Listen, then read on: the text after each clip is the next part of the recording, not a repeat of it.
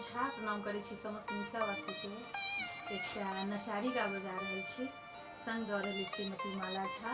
नीक लागत तऽ लाइक शेयर जरूर करब। धन्यवाद। जय मिथिला, जय मैथिली। भोला छठी कारी उमा गोर हे, कोना ब्याहब एहन बर।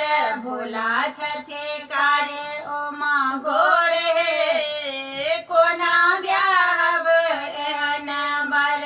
ब्याहब एहन बर, ब्याहब एहन बर, ब्याहब एहन बर, ब्याहब एहन बर।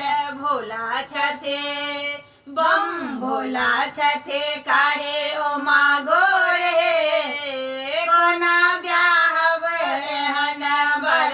भोला छठे भोला के पहिरन बाघ के छाला, भोला के पहिरन बाघ के छाला। गौरी के हमर गौरी के पहिरन पटोर हे, कोना ब्याहब एहन बर। गौरी के पहिरन पटोर हे, कोना ब्याहब एहन बर। भोला छठे बम भोला छठे कारी उमा गोर हे, कोना ब्याहब एहन बर। भोला के भोजन भांग गोला, भोला के भोजन भांग के गोला। गौरी कोना हमर गौरी कोना करते फलार हे, कोना ब्याहब एहन बर।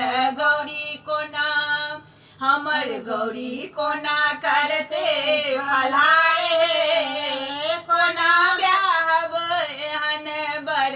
भोला छठे कारी उमा गोर हे, कोना ब्याहब एहन बर। भोला जनित दिन भस्म लेपये छठे, भोला जनित दिन भस्म लेपये छठे। गौरी कोना हमर गौरी कोना करते श्रृंगार हे, कोना ब्याहब एहन बर।